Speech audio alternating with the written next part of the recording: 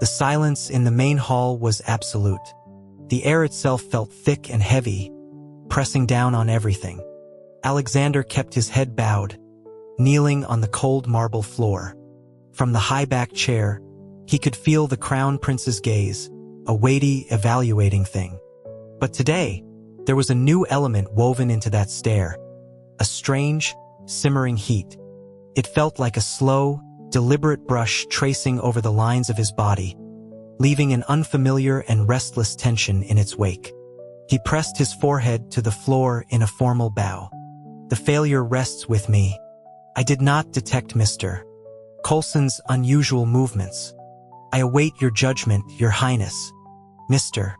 Silas Coulson was the Secretary of State, a man of immense influence and the president's clear favorite. But his ambitions were a dark, shifting thing, and the prince had long been aware of the shadows he cast. The sound of footsteps approached, quiet on the stone.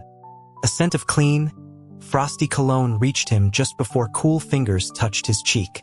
The touch trailed down over his jaw and along the side of his neck. Alexander's breath hitched, but he remained perfectly still, allowing the exploration. Look at me. The hand retreated, but the ghost of its touch lingered, a tingling path on his skin. He raised his head obediently. The prince's expression was unreadable, his usually sharp blue eyes now dark and fathomless. Punishment is unnecessary. Alexander couldn't help the frown that creased his brow. The prince was famously strict, a believer in clear consequences. Why would today be different? A low, soft laugh answered his unspoken question. Someone will be held accountable, but not you.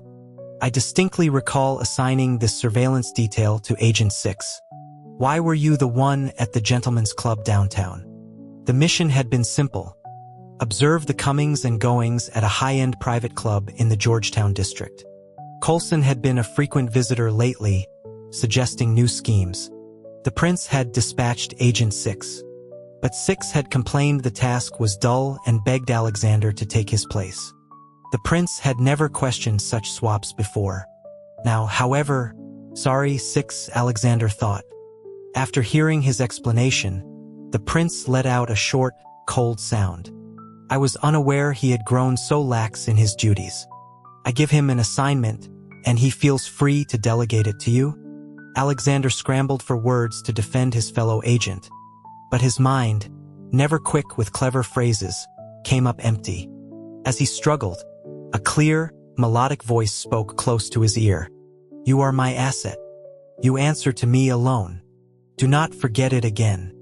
Alexander bowed his head once more, his voice firm. Understood, Your Highness. It will not happen again. He was Agent 7 of the prince's personal security detail, a unit of 12. He had been born into a system that offered no family, no history, just a case file number. A lifetime of service had seemed his only future, until the day he met the prince. He had never seen a person who looked like that, as if stepped from an old portrait of elegance and grace. Remember, the name of the man you belong to is Julian Thorne. Without hesitation, Alexander had taken the offered hand. Julian had been only a few years older then, but his bearing was already that of a leader. He purchased Alexander's contract, erased the file number, gave him a purpose. He provided shelter, training, a direction. He became the sole focus of Alexander's world. Julian had called him a loyal hound. Alexander agreed completely. A dog's duty was to protect its master. He would go where directed, strike where ordered. But the prince's next command left him utterly disoriented. Did you not hear me? Alexander shook his head quickly, his fingers moving to the buckle of his utility belt with clumsy hesitation. He stood rigidly at attention once he had complied, awaiting further instruction. A faint smile touched Julian's lips, his gaze openly appraising. It traveled slowly, deliberately, finally settling on a specific part of Alexander's anatomy. It seems you've been fed well, but it's so dark. Has it seen use? Confusion knotted Alexander's thoughts. He turned the words over but found no meaning in them. I don't understand, Your Highness. This happened sometimes. His straightforward mind often failed to grasp Julian's subtleties. The prince leaned forward, his hand curling around the back of Alexander's neck. The skin of his fingers was smooth and cool, but where they touched burned. Alexander's composure shattered. "Why, Your Highness?" A soft chuckle reached him. The pressure on his neck guided him down until he was kneeling properly. Julian's breath was warm and scented with mint as he whispered directly into Alexander's ear. The words he spoke were plain, crude, and utterly shocking. Heat flooded Alexander's face and rushed south. He stammered, "I hasn't. I didn't think you had the nerve. Remember, as my asset, every part of you belongs to me." He gave a familiar, intimate smirk, his pale finger flicking lightly against the heated flesh. This included. Alexander jerked, his entire body locking up. "I will remember, and you are not to set foot in any establishment of that nature again without my express permission. That is a standing order." A standing order was to be obeyed unto death. Alexander dropped to his knees on the hard floor. "I obey. You went to that club. You stink of the place. Go and wash." So the bath that had been prepared was for him. Alexander walked to the large copper tub, discreetly sniffing his shoulder. He caught only a faint trace of perfume and cigar smoke. Apparently, the prince disliked perfume. "It's not fair. We agreed on the swap. And you're the one who came back with no intel. Why am I the only one getting disciplined?" He's changed. He wasn't like this before. In their shared quarters, Agent 6 was face down on his bunk, complaining between hisses of pain as he shifted his freshly whipped backside. Alexander frowned, lost in thought. The prince was different. The old Julian would never have watched a subordinate bathe, and certainly not with such pointed commentary. "Scrub harder. I want to see if it's dirt or if you're just born that shade." The memory made his cheeks burn, and his hand slipped, pressing too hard on a welt. "Ow! Easy there." Alexander pulled his hand back from applying salve. "Sorry." 6 shot him a baleful look. "You must have poured poison in his ear about me. Why else would he let you off? You know the rules. Having me take your duty was a violation. 30 lashes was lenient." 6 pouted. "But you were part of it too." Alexander pressed his lips together, offering no defense. He thought he knew why the prince hadn't punished him, but saying it aloud felt like boasting. Of the 12 agents, only Alexander was called Hound by the prince. He was Julian's alone. That singular title held a weight, a possessive claim that filled him with a secret pride. "What are you smiling about?" "I knew it. I thought we were brothers, and you set me up." 6 made a clumsy attempt to lunge at him, just as the door swung open. It was Agent 1, the unit leader. At the same moment, 6 had a fistful of Alexander's shirt, pounding weakly on his chest in theatrical protest. 1 cleared his throat sharply. 6 wailed, "Boss, you have to, what is it you think he needs to do for you?" 6 froze, the complaint dying in his throat. The prince stood in the doorway behind 1, dressed in a tailored navy suit. His eyes narrowed, his gaze sweeping over the scene. 6 scrambling to pull up his pants, Alexander kneeling on the floor. "What is going on here?" The voice was calm, like water over stone, but Alexander felt a chill. He knew that tone. The prince was angry. He didn't know why, but his reaction was instinctive. He dropped fully to his knees. "I was applying medicinal salve to Agent 6's injuries, Your Highness." A soft laugh. "Does he not have hands of his own for such a task?" Alexander thought seriously. "He has hands. Then it seems they are redundant." 6 gasped. "No, they're not. I need them." A single look from Julian silenced him. "Agent 1, remove him." "Sir." 6 was helped out, hobbling and casting a last fearful glance backwards. Julian crouched, tilting Alexander's chin up with a finger. "Are the two of you always this close? He is my brother in arms. We trust each other with our lives." Brothers in arms. Julian's hand came up, smoothing the wrinkled fabric of Alexander's shirt where Six had grabbed it. "And what are you to me? I am your asset, your loyal servant, until death." Julian studied him, his expression shifting through shades of thought. Finally, he said, "True enough. You're not wrong." A few days later, Alexander was moved to a private room. He had always bunked with Six. Now he had his own space. That night, he retrieved a locked metal box from beneath his bed. The items inside were worthless to anyone else, but to him they were treasures. From his pocket, he drew out a few strands of fine, pale hair, collected carefully over months. He wrapped them in a scrap of soft cloth and placed them inside the box. Later, on a long overnight detail, he was positioned in the rafters of the library watching. His eyes, however, kept drifting to the figure on the leather sofa. Julian was reading. A turn of the page, a flash of pale wrist against a dark sleeve, utterly distracting. The attendants moving quietly nearby were Sarah, a personal aide, and Ben, the valet. Alexander often envied them. They were the closest permitted to perform small, intimate services.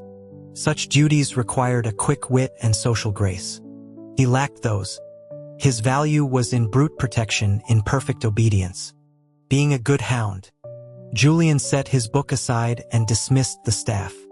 Before a summons could be given, Alexander dropped silently to the floor before him. "I've grown tired of these. Don't let it go to waste." A half-eaten petit four was held to his lips. Stunned, Alexander opened his mouth. Julian fed him the delicate pastry. A dusting of powdered sugar from the prince's fingertip transferred to Alexander's tongue. He chewed mechanically. Beyond the sweetness of the buttercream, he could swear he tasted a hint of Julian's cologne. Julian glanced at the sugar on his own finger, then, with natural indifference, licked it clean. Alexander's throat constricted. He was still trying to swallow when a glass of water was offered. He took it and drank deeply. Julian watched him, an amused tilt to his mouth. "Thank you, Your Highness. The Washington Monument dedication is on the 4th. The President wants a public celebration. I'm told the view from the top is unparalleled. If you wish to see it, you will accompany me as part of my personal guard." Alexander blinked, processing. A wave of fierce, sudden joy surged through him. He nodded eagerly. Julian's tone shifted. "Have you ever considered a different path? A career of your own?" Alexander looked up, puzzled. "When you asked to follow me, I sent you to the training academy without a second thought. Condemns you to a life in the shadows. Most men dream of public recognition, of building a legacy. Have you never wanted that? My only wish is to follow you, to be of service." Julian laughed softly. "Never mind. The point is moot. For the dedication, your only duty is to stay by my side. Nothing else." Alexander left the library with the remaining pastries. He pondered Julian's words all the way back to his room, finding no sense in them. "Ooh, desserts." Six appeared from a side corridor. Alexander sidestepped his grab. "The prince said these were for me alone." Six withdrew his hand, muttering, "He really does favor you."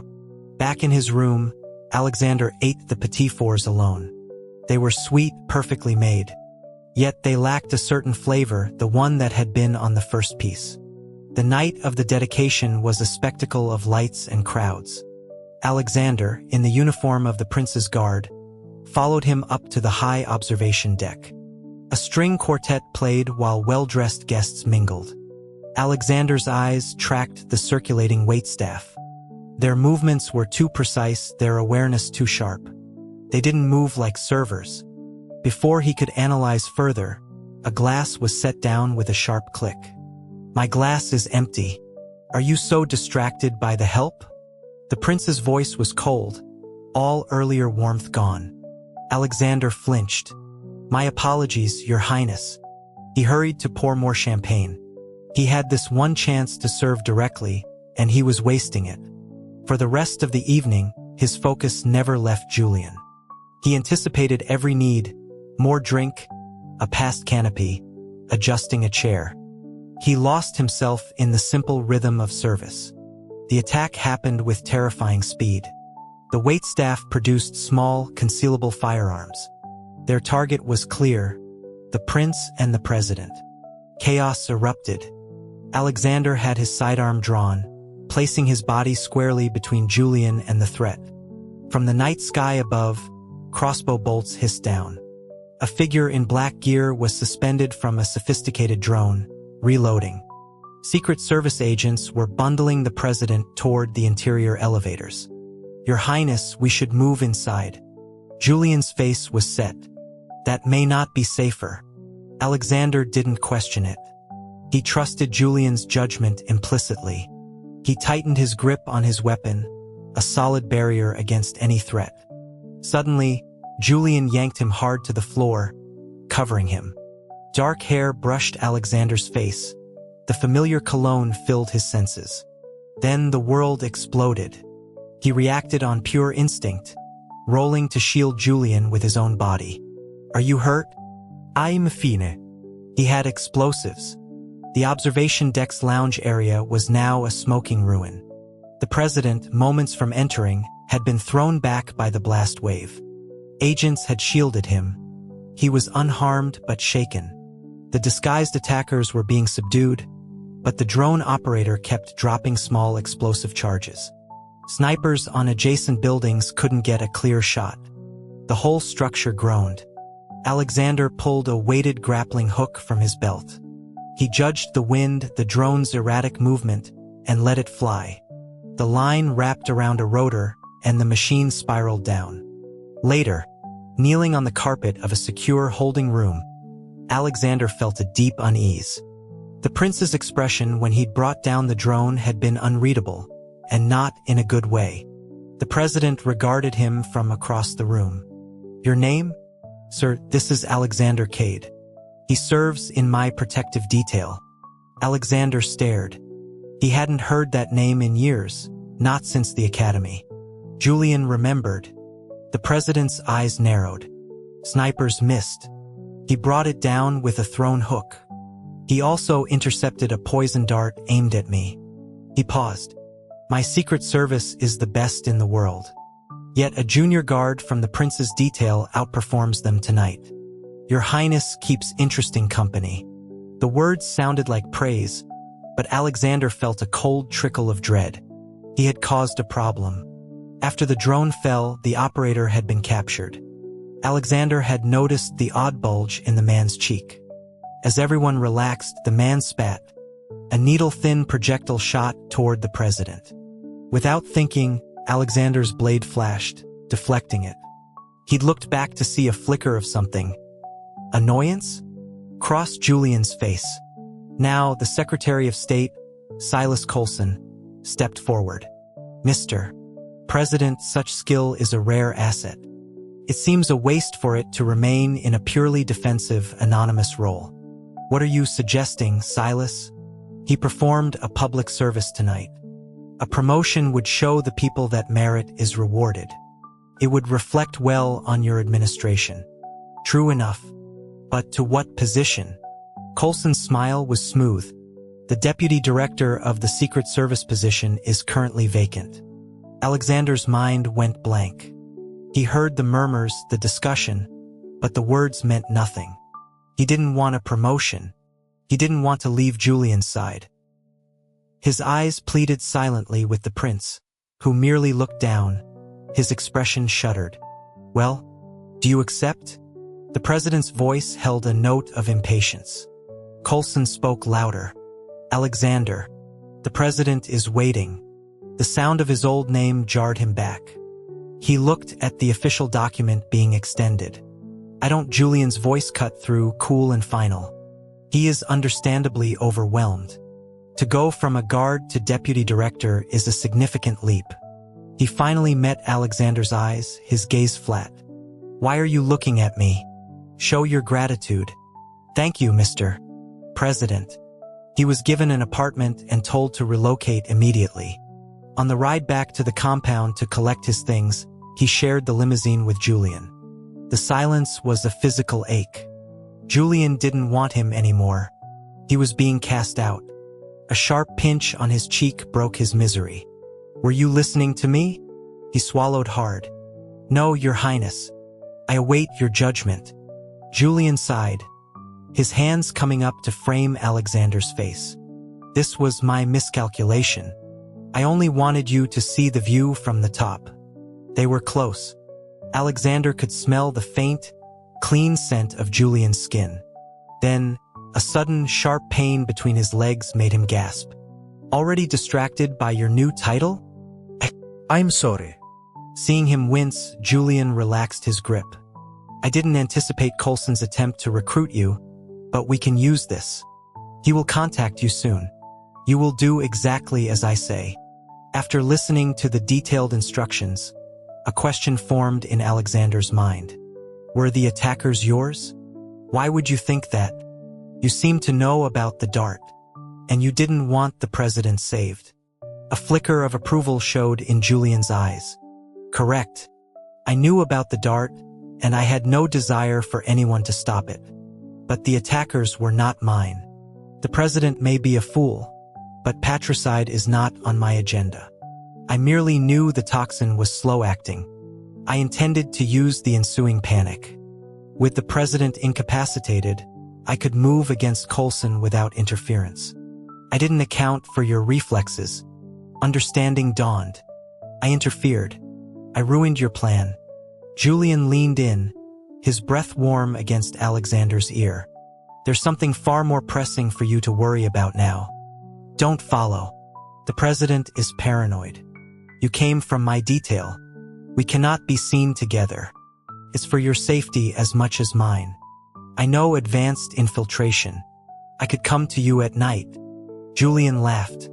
"And what would you be coming to do?" A polished fingernail traced the line of Alexander's throat. "Sneak around for a taste?" As predicted, Silas Coulson visited within the week. He offered pleasantries, then began his pitch. "I saw how the prince treated you at the ceremony. Having you fetch drinks like a waiter. It's beneath a man of your talents. You deserve better. Now, as deputy director, you report directly to the president. Your future is yours to make." Coulson droned on. Alexander's fists clenched at his sides. A slow, boiling rage built within him. He understood enough to know the man was insulting Julian, questioning his honor. Julian was his anchor, his only point of light. Noticing his tension, Coulson paused. "Have I misspoken?" Alexander forced his jaw to unclench. "No. You've merely reminded me of past frustrations." He followed Julian's script, giving non-committal answers. When Coulson finally left, the killing urge slowly subsided. The following months were a strange exile. He saw Julian only at formal events from a distance. He ached to hear his voice, even if it was to call him Hound. He thought of going to the compound, but had no pretext. His new superior, Director Vance, piled work on him. "You're the golden boy now. Prove you can handle it." Failure meant reprimands. But worse were the sneering comments. "Not up to the task. Should have stayed a glorified bodyguard." He would not let Julian's name be tarnished. He completed every task flawlessly. 6 visited. Hearing of Vance's harassment, he engineered a series of anonymous tips to the press about Vance's gambling debts. Shortly after, Vance took a mysterious fall down a flight of stairs. The harassment ceased. Alone in his apartment one night, Alexander took a square of white linen from a drawer.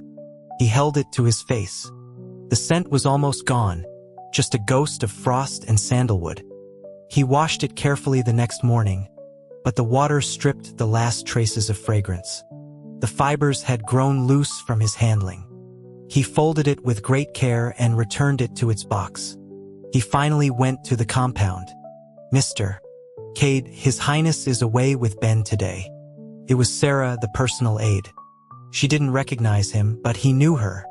For years, he had watched from the shadows, envying her proximity to Julian. He hesitated, defeated. In that case, Could you tell me what cologne His Highness prefers? She looked politely uncomfortable. He has several, but his favorite is a private blend. Winter Air. Notes of iris, vetiver, and cedar. It's made exclusively for him by a perfumer in Grasse. Where can it be purchased? It isn't, sir. It's bespoke. Could I acquire a small amount? I'm afraid that would require His Highness's direct approval. He returned to his empty apartment, dejected. The request for cologne had been his only idea. He had failed on both counts. He walked the city streets until dusk fell, then headed home. Pushing open his door, he knew instantly he was not alone. A light was on in the bedroom. He kept no staff. He drew his sidearm, moving silently. After a few steps, the bedroom door opened. The new deputy director keeps a man waiting. The weapon clattered to the floor. For a second, he just stared. Then he dropped to his knees, a wild, disbelieving joy flooding his chest. Julian was here. He inhaled subtly, drawing in the crisp, clean scent that filled the space. Sarah mentioned you left looking rather crestfallen. Is my absence so difficult to bear? He couldn't lie. A rough, embarrassed yes was all he managed. Then he added softly, you could just call me Seven. What? The prestigious title isn't enough? You still long for the shadows? Julian stepped closer, tilting Alexander's face up. You've lost weight. Is the new office so demanding? Alexander shook his head. Vance gave you all the dirty work. And you just took it? I don't mind the work. But I mind you being mistreated. The concern in Julian's voice made something ache sweetly in Alexander's chest. Julian pinched his cheek lightly. Good. He was growing accustomed to these casual touches, these intimate gestures. They had begun after the club mission. A sly smile touched Julian's lips. Guess what I found? He produced the metal box. The lock had been picked. Alexander's blood ran cold. He sat frozen as Julian opened it. This medal, this watch, this pen, my gifts. But this, a cheap tie clip, a coffee-stained napkin, a marble, this handkerchief, even these hairs. I don't recall giving you these. He picked up the square of linen. You said this was dirty. Alexander wished the floor would swallow him. It was. Then why keep it? Julian didn't press further. He simply said, I have drawers full of these. If you want one, I'll have 6 bring you a dozen. Before leaving, he placed a small crystal bottle on the table. Winter Air. But the victory felt hollow, drowned in the shame of his exposed secret. He should have used a combination lock. 2 years passed. He never grew accustomed to his new life. He missed the compound with a physical hunger. Every beam, every alcove had been a perch from which to watch Julian. A month ago, he'd learned a new agent had taken the designation 7. The news had driven him to drink for the second time in his life. Was he still Julian's only hound? Did the new man hear that name? 6 drank with him, baffled by his despair. It's just a call sign. But it wasn't. It was a claim. Somehow Julian knew. He promised to change the new agent's designation. 7 will remain yours, even if you never stand in the shadows again. Snow fell silently, blanketing the presidential retreat in white. Deputy Director, Perimeter Security is set. Alexander nodded. Continue the patrols. Report anything. This summit cannot be compromised. Director Vance had always handled security for these events, but his star had fallen. Julian had said Vance's arrogance would be his undoing. Alexander had gained Coulson's trust and the president's favor. Recently, Vance had picked a fight over a minor protocol dispute. Alexander had broken 3 of his ribs and his arm. The president had reprimanded Vance, not him. Now, with Vance recovering, Alexander was in charge. His mind drifted to the last retreat, 3 years prior. He'd been hidden in the pines. Julian, in riding gear, had been a vision of effortless grace on horseback. Alexander had imagined riding beside him. Perhaps today was the day. His duties momentarily complete, He took a horse and rode into the wooded trails. Shouldn't you be guarding the president? The detail is in place. Julian's own security had fallen back. Among the snow-laden firs, they were alone. Julian drew a compact bow from his saddle, nocked an arrow, and brought down a deer with a clean shot. As he moved to dismount, Alexander stopped him. Your hand. A shallow cut from the fletching bled on his finger. Julian extended his hand without a word.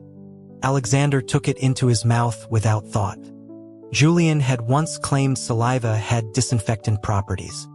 Alexander had become the provider of this odd, intimate service. Julian's skin was fine and pale, unlike his own weathered hide.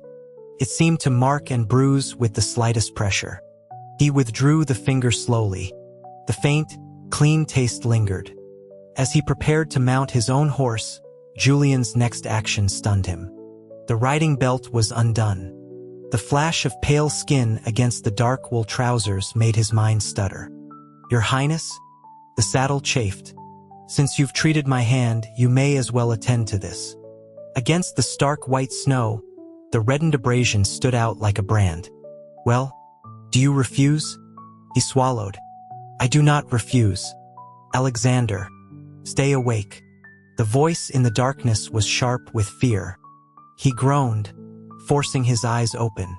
The scent in his arms, clean linen and frost, oriented him. Are you injured? I'm fine. You idiot. A minor avalanche, triggered by the unseasonable thaw, had sent snow and rock sliding. A shallow cave in the hillside had offered meager shelter.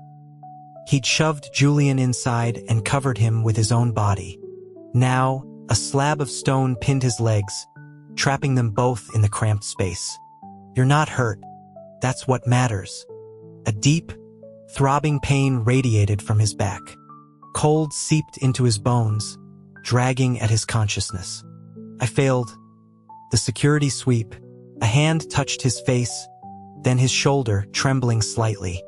The prince's voice, usually so controlled, held a raw edge. Save your strength. Don't speak. Alexander's head lolled against Julian's shoulder. The scent of him grew stronger, a lifeline. Don't you dare close your eyes. Do you hear me? Alexander. The command seemed to come from far away. He tried to obey, but the cold and the pain were winning. He dreamed. A vivid, impossible dream. In a snow-covered wood, pressed against a tree. Julian kneeling before him, murmuring, "Hound." Then, handing him a white handkerchief with a mocking smile. Take care of it yourself. He awoke in a medical bed. A nurse moved to alert someone. His throat was dry. The prince? Unharmed, sir. Relief was followed by a hollow ache. Perhaps Julian had come while he was unconscious. The person who arrived, however, was not Julian. It was Walter Finch, the president's chief of staff, his face arranged in its usual professional sympathy. He carried a document, a remarkable bit of work, saving the prince. Pity he didn't see it that way. He sighed theatrically and unrolled the paper. The president has reached a decision. Alexander forced himself to sit up, then kneel beside the bed, dread coiling in his gut. Finch finished reading. Alexander's world tilted. The document cited gross negligence in security planning, endangering the prince. He was being reassigned as the sheriff of a remote county in Alaska. Sheriff Cade. The orders are effective immediately. Does the prince know of this? He advocated for it. Frankly, given your service, a reprimand would have sufficed. But the prince was quite insistent. He brought forward certain financial irregularities from your tenure as deputy director. The president had little choice. Alexander took the paper, his hand numb. The irregularities were part of the play to win Coulson's trust. Julian had sanctioned them. Had Julian truly demanded this? He had to see him. He walked out to find Director Vance, arm in a sling, with a squad of agents blocking the corridor. Going somewhere, Sheriff? Move. Vance sneered. I'm here on the prince's authority. He commands you to depart for Alaska. Today, he tossed an object. Alexander caught it. Julian's personal signet ring. The ache in his chest became a tearing pain. It was true. He had displeased Julian somehow. Vance's laughter followed him as he collected his official papers and left the city. Under a sky brilliant with stars, he reined in his horse. The surveillance tail had turned back. His mind, clearer now, turned the facts over. Julian was brilliant, strategic. There had to be a reason. But his own slow thoughts found no answer. He would go back and ask. As he turned his mount, a figure dropped from a tree branch ahead, catching the throwing knife Alexander had instinctively launched. He said, "You'd try to come back." It was Six. Alexander's heart leapt. "Is he here? Don't get excited. He sent me to stop you." Six's grin faded. "Do you remember what you said while you were out?" He remembered the dream. His face heated. No. "You wouldn't stop calling for him. In a voice I never want to hear again." And Coulson was there, checking on his investment. He heard every word. The pieces slammed together. He knows. He's figuring it out. And you know, our beloved president. Paranoia is his middle name. If he thinks his deputy director's true loyalty lies elsewhere, you're finished. The prince moved first. Alaska is beyond their easy reach. But if they connect me to him, that's our job. And he's always 10 steps ahead. Six held out a sealed envelope and a package. From him, Alexander turned away, tearing it open with clumsy fingers. Julian's handwriting, elegant and sharp. He was to be a good sheriff. Not to worry about events back east. When the time was right, he would return. The package contained money and a stack of plain white handkerchiefs. Under Six's curious stare, he secured his saddlebags. "Tell him, Seven understands." The third winter in Alaska was the hardest. Then news came. Silas Coulson had been arrested. A mountain of evidence spanning years. The attack at the monument was the final piece. Vance, deeply implicated, was also imprisoned. Alexander watched the snow fall past his office window, sipping bitter coffee, and returned to the cold case files on his desk. The days were long, the work constant, but the nights were longer. The emptiness when he thought of Julian was a physical void. Did Julian ever think of him? Had the promise been forgotten? On a rare sunny morning, the office door opened. His deputies gaped as the visitor entered. Alexander knelt to receive the document from the man he recognized as Ben, the valet. He listened, the words barely registering. He was being recalled. Promoted. The promise was being kept.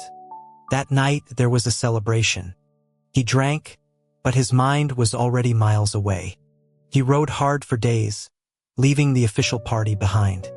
He reached the capital to find the city buzzing. The king was dead. Julian was to be crowned. But first, he was to be married. The streets were full of talk. Postponing the coronation for a wedding. He must be in love. Who is she? To have such a hold on him, Alexander's grip on the reins tightened. Julian must love her very much. That was good. Julian would have a family. He would have children. They would be beautiful. He touched the small box in his coat pocket and rode for the palace. Dusk was falling when he arrived. He was not taken to a throne room, but to a private suite told to bathe and change.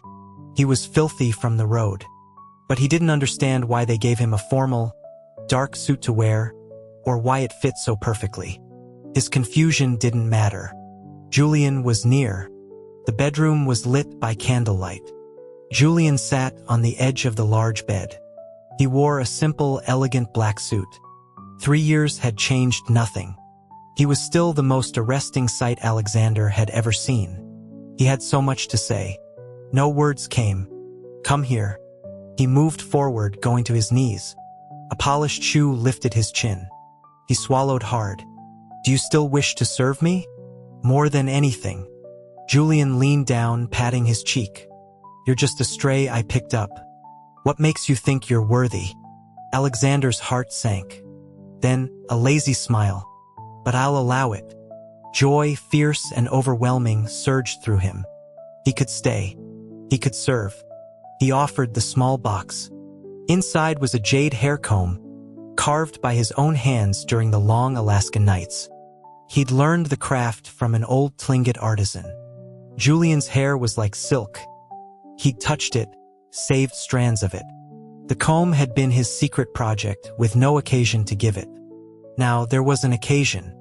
Is this your courtship gift? Alexander blinked. It's a wedding gift. For you and your queen. I wish you every happiness. Instantly, the warmth vanished from Julian's face. 3 years and you're still this dense. I overestimated you. If the gift displeases you, A cold laugh cut him off. He was shoved backwards. You said you wanted to serve. Then get over here and do it. A small jar hit his chest. He caught it. Scented oil. Julian's anger was a live wire. Do it well. Hurt me and I'll have you neutered. Finally, Alexander understood. The different touches, the proprietary words, the secret box, the longing in his own chest that went beyond loyalty. It all clicked into place with a deafening clarity. His heart hammered against his ribs. He kicked off his shoes and approached the bed. The candles burned low. Much later, in the gray dawn light, Julian lay against him, spent. Alexander gently combed the long, pale hair with the jade comb. A kiss for luck, he murmured, repeating the words whispered to him hours before. Kiss for love. Felt like a dream. But he remembered the sheen in Julian's eyes, the flush on his skin, the breath against his ear. Do you want to claim me as yours? I do. But I'm not worthy. A soft laugh.